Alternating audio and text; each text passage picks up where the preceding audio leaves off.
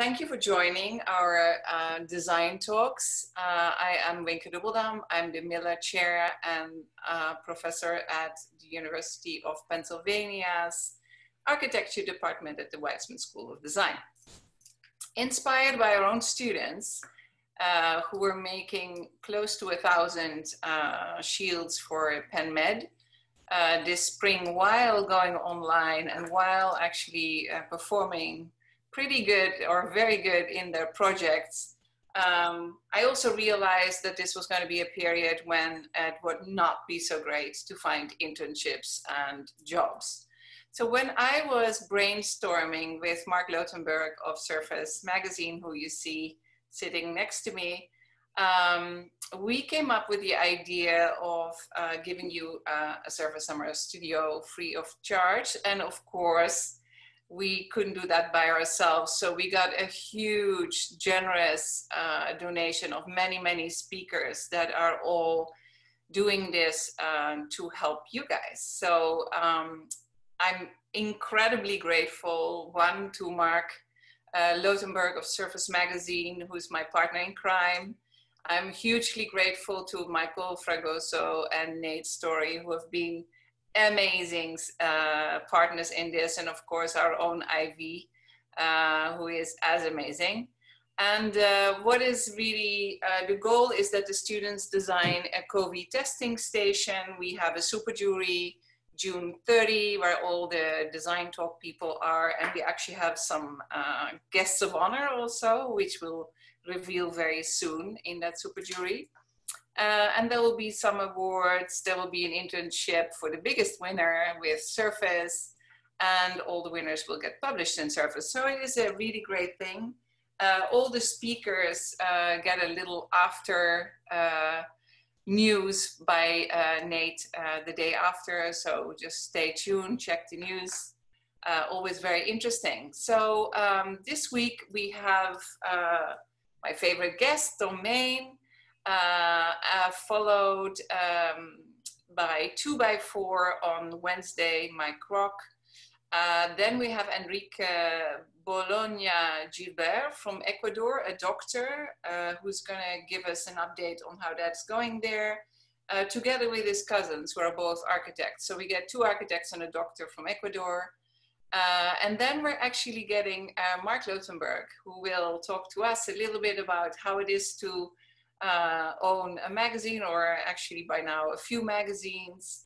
I don't know how they finish deadlines every time they publish them. It must be hell. But it's probably very close to what it means for you students to finish the semester. So you have a lot in common there. I'm going to go back to introducing Thom Mayne. Tonight's lecture is given by Thom Mayne, our Cret Professor of Practice and the founding partner of his influential architecture firm Morphosis in LA. Thom founded Morphosis in 1972 as a collective practice for architecture, urbanism, and design rooted in rigorous research and innovation. Working globally across a broad range of project types and scales, Morphosis is recognized for its innovative and sustainable designs for cultural, civic, and academic institutions, including the Bloomberg Center at Cornell Tech, the Perot Museum of Nature and Science, the 41 Cooper Square, of course, the academic building for Cooper Union we're all jealous of. Mayne's distinguished honors include the Pritzker Prize of 2005, the AA Gold Medal of 2013. I think he has more than one, but I'm just going to leave it at this. He served on the President's Committee on the Arts and Humanities under President Obama. And actually, on a special note, I've always loved about Thom that he also teaches high school students because Obama asked him to do that. And he keeps doing it because now he says, these are his best students. So you guys have some competition. With Morphosis, Thom Mayne has been a recipient of 29 Progressive Architecture Awards, over 120 American Institute of Architecture Awards, and numerous other design recognitions. His most recent studio at Penn last fall focused on Madrid Nuevo Norte, a large-scale urban regeneration program combining green space, urban roads, railway infrastructures, residences, and commercial spaces. Please join me in welcoming Thom Mayne to the Surface Summer School at Penn. Thom? Thank you, Winka. I think it's fantastic, this program you put together. And the project is really, really interesting. How do let me see, I'm going to get my thing up, and then I have to say, I've put together a series of projects, and I've put them into kind of 5 categories. But what I did is that after looking at I found it a really intriguing project for architects, and that it became clear to me that it's a project that any number of design types could deal with. You could come out of art center, you could definitely be a product designer, etc. And I produced a group of a discussion that would be parallel to a situation that if I was doing the competition and I'm speaking to my staff in terms of how we're going to position ourselves for this competition. As I understand, and correct me if I'm wrong, Winka, it's been set up as a competition, and the jury is going to select 1 through X schemes. And I think, as many of you know, I'm talking to the students, this is a very common form of obtaining commissions in architecture. So it's something that I've done basically my whole life, right? And as you've done it over a longer period of time, you will hopefully get a little stronger, but definitely one of the things that changes is you become more strategic. And Wink and I, we've talked about this a bit. If there was one territory that I think is somewhat different in education today, vis-a-vis a decade or 2 ago, is that is strategy.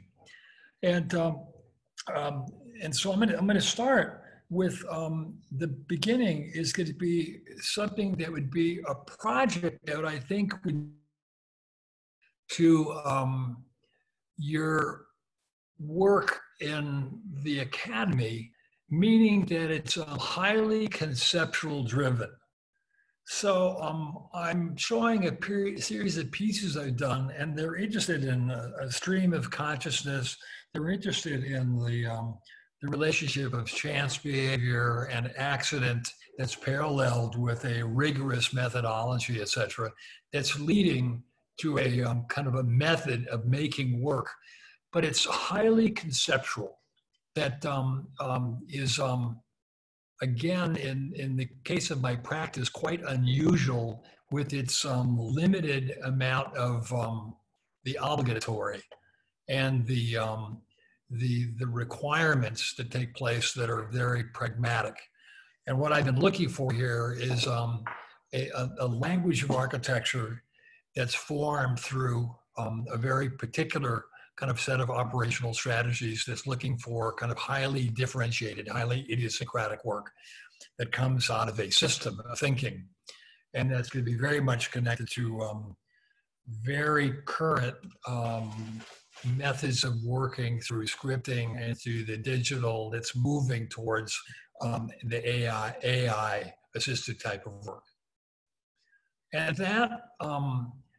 that investigation is going to be connected to various elements in our work that are going to find its way into work in that come out of the influences of the kind of the pure investigation that I'm showing you. Okay, the second is, again, now I'm speaking to my staff, and this is where you'll be in whatever, 5 to 40 years. You're working on various architectural projects. And what I want to focus on versus the formal is that each of these projects requires an assessment of the opportunities that are present with this particular piece of work, having to do with all of its eccentricities, specificities, everything idiosyncratic to its place, its client, its use, to everything that's the context of which you're going to form the work.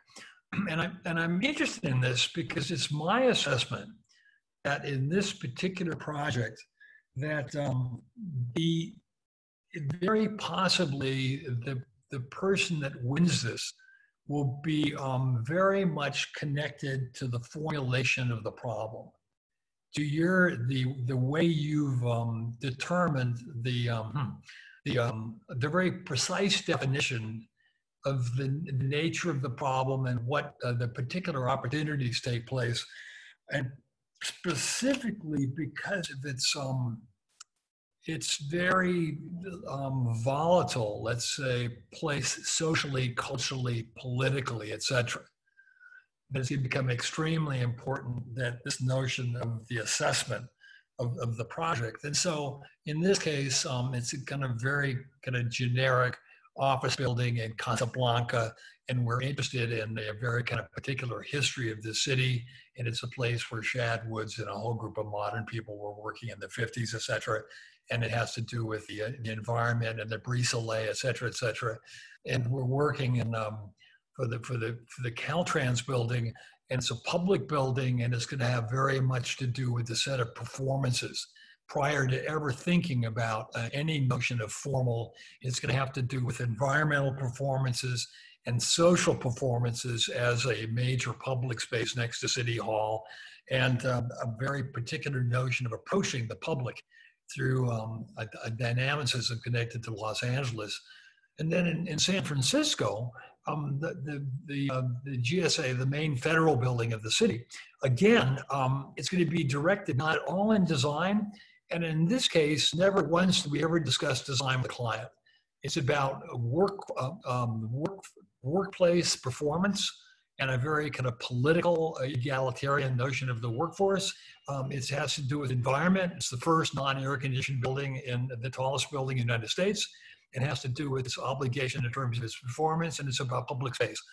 And again, that it has to do with its performance, and in this case, the delta in energy can power 600 houses.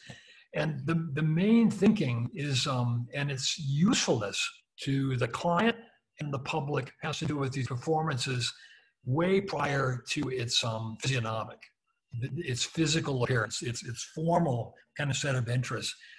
And it's a negotiation between our interests architecturally and our assessment of the performance. And again, in the Bloomberg in New York, it was extremely kind of demanding building by the Cornell University, and they wanted an energy neutral building. And it's the largest academic energy neutral building in the United States. And it's going to develop, it's going to start forming the idea, starting with the lily pad, a building that goes roof down instead of ground up, et cetera. But Ben, it was our presentation to the project that got us to work, because we had already assessed the nature of the project, which had to do with the producing of an academic workplace and its relation, and the particular nature of that workforce and the nature of performance. And so when we get to a courthouse, it gets much more complicated.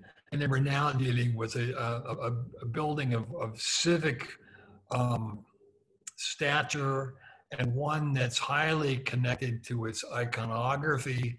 And the client shows us the upper left building, which of course is Cass-Gilbert Supreme Court. And that's where we're starting. And they hire us to do this. And we're looking for a 21st century representation. And the conversation was completely having to do with the interpretation of the historical model, which would be a reach maybe for you looking at these two images, but I could speak for hours, starting with the piano noble and the length of the stair, which is parallel to the Supreme Court, and on, and to the courtroom, and to the history of the one-room courthouse in the United States, which has to do with the reinterpretation of this particular idea. And in this case, an understanding of the exterior as one understands the courtroom. You understand the cumulative nature of the organization that made the space. And then something that Winka, is one of my proudest moments, that we made it on Fox News as producing one of the ugliest buildings. And I was actually talked about as being un-American, et cetera, in producing this. And what it does, of course, that's extremely interesting, and that had to do with, in this case, our assessment of the problem from the very beginning, was the understanding of the importance of the iconographic message as part of a political civil discussion that in fact is extremely vibrant at this moment. And that part would definitely be connected to what you're doing. And then in academic environments, again, kind of assessing the nature of the opportunities within a piece of work that precedes any kind of formal idea. And what was understood as we started our work with Cooper Union, and that one is the competition. We had a very kind of tough group of people, including Zaha at the time, but our assessment was an understanding of the mission of Cooper Union in terms of its social pedagogy and its interest in the connection of architecture, art, and engineering, and the relationship of what that means in terms of its spatial connection, the production of social space in this case, and in this case, a very unique one, which is vertical, that goes 11 stories. It has to do with the promotion of discourse and the promotion of dialogue, which is the essence of the school, and at the same time, and the documentation of that through a space which is very highly specific to the nature of that connective tissue. And at the same time, one that was interested in something much more idiosyncratic, something less systematic, which is very much part of the history of Cooper Union. And it's this notion of exterior, interior, the notion of an institution which is expanding intellectual capital as its main product, and its relationship to New York, which is nothing more but a collection of intelligences, was the basis of the idea prior to any thinking of the project in formal terms. And then again, in our project for the Emerson School of Theater in Los Angeles, the public domain, the social aspect of the building as the connective tissue became the kind of the first kind of importance of the building. Well, maybe I'll show it here. I wanted to show this site. I'm not going to show it. And then again in Korea, in a research building for the Cologne Group, again the social space, the connective tissue becomes kind of the major kind of notion of the building. And it's very much about the an understanding of the importance of the connective culture of the workforce within this research institute that was the primary concern of our client. And then of course in educational environments where we're dealing now with other issues where we're able to very much document kind of an idea. I don't have the slide one of landscape and earth form, and something that was very didactic. And the school from the very beginning was not seen primarily as architecture. It was seen as part of the a living, built example of thinking in the nature of what how our environment exists. And it was seen as part of an educational tool. And that commentary got us the job, actually, that they never even thought about architecture in terms of being totally integrated into the educational process. And then again, in Giant, our research center, where landscape becomes the major concern, and the relationship between a new type of work, which is finding some place between typology and morphology, but where architecture is taking a secondary role to landscape, because everything you see this green is building and is occupied. And the notion of, again, interior, exterior, and in this case, a campus. We're making a small town, a village, a collective enterprise. And again, this preceded any notion of the look of the thing. These were the principles we brought to the project that were our assessment of the most interesting possibilities with any particular type. Okay, I'm talking to my studio again. So that we understand it's my interest that this is not primarily a formal project. It's not going to operate like I showed you in the first work. it's going to be very much connected to an assessment of opportunities and potentials that come out of constraints and obligations and various potential performances. The third notion, I'm showing you again, we've been doing work at the scale now for decades. The second one is going to be scale. And we're working at a kind of a micro scale, a very small scale project. And we're going to now think in very different ways. And again, I'm not sure totally how to express this to you, unless it's somewhat obvious to your own work. But we're going to think very differently when we think at the fragments, which have been very much of our interest in defining part whole, and areas of intensification, which have to do with an investment in craft, an investment in the constructional act, something that's clearly touched by the human hand and that has those qualities. And that literally you're going to find it in all of our work where you're going to be able to differentiate these intensifications and other. And it's going to be very much something we're going to be looking at, because the scale of the work now is going to be at its broadest, I think, would be this element. And it's going to be, again, it's embedded in literally all of our work, but it's going to be very much allowing us to think at another kind of a micro level, and something that's very, very much connected to materiality, to making, and to scalar kind of ideas, which produce something that's much more haptic. It's going to operate by the senses.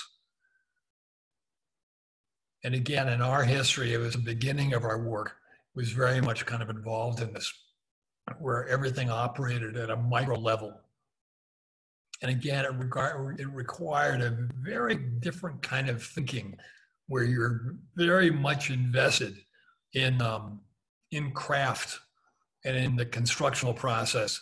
That's a main part. And then again, but the closest I could get in our work was a gatehouse for Cranbrook, and we were interested in this small little building occupying a large site, and we're using earthwork and this small kind of element as a gatehouse and a threshold and an entry port to dominate a large site. But again, it's going to be very, very much starting from a thinking of the micro scale and the handmaidenness of it and the articulation of the thing itself.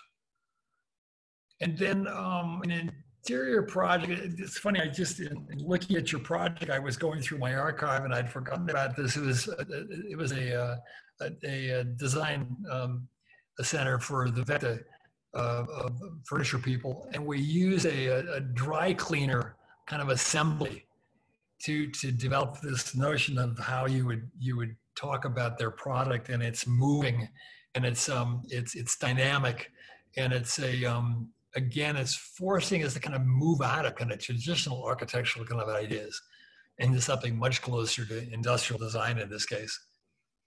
And then, of course, we're going to make something by hand. And I'm not sure how you're working at the moment, other than the fact you're also working at home, which is going to be maybe a conversation.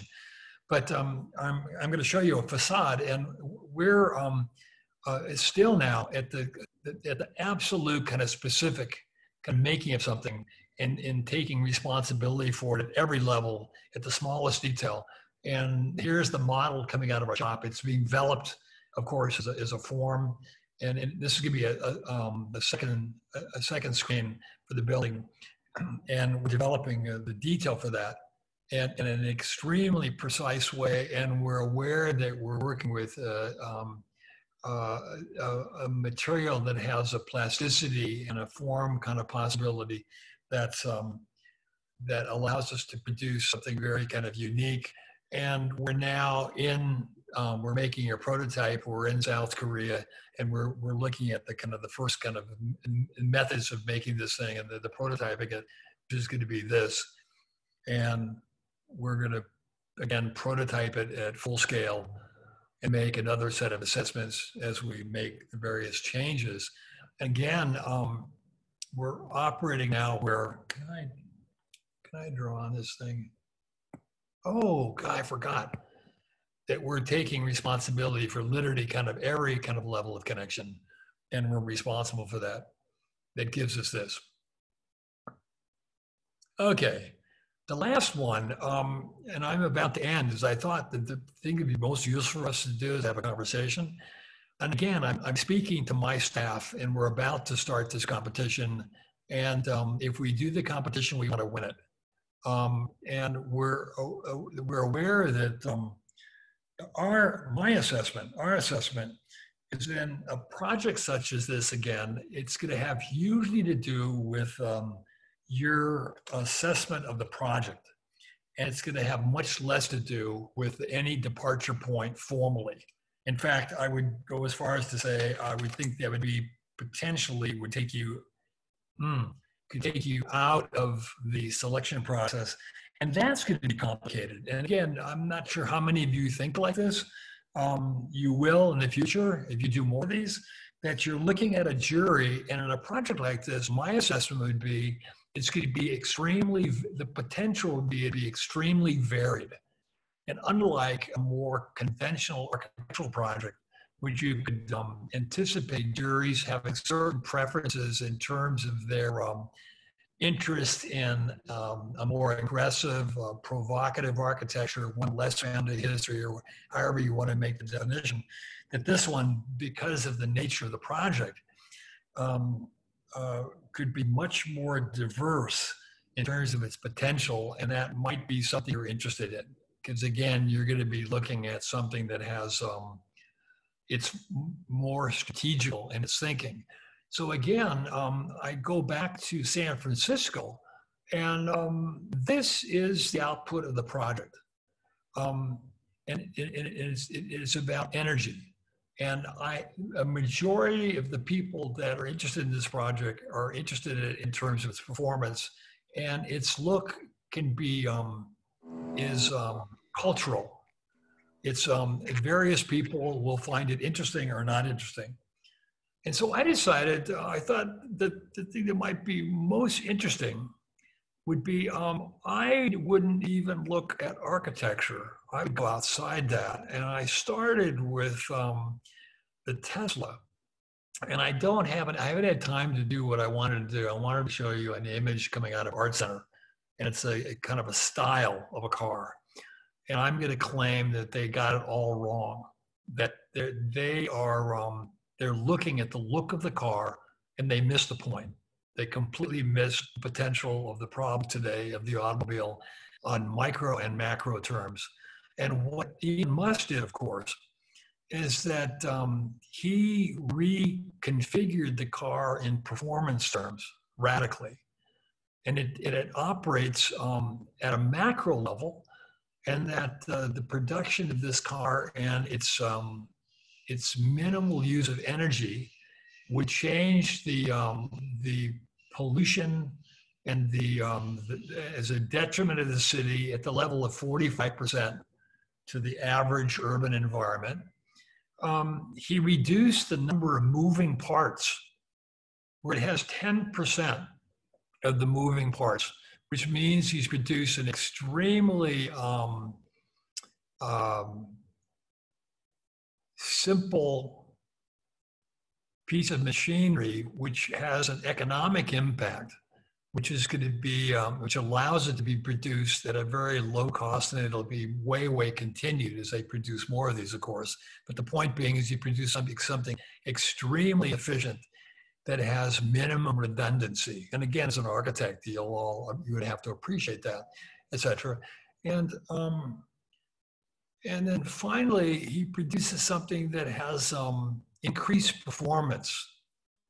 So it goes 0 to 60 in 2.4 seconds, which is motorcycle fast. And you would spend $500,000 on a Porsche, and you wouldn't quite get this fast. But the other thing I didn't say, first priority, urban. That. Second priority, economic, constructional, right? That. Third priority, performance. And you can now argue whether this could be second or third. I never showed you the finished car. That's fourth, meaning what it looks like.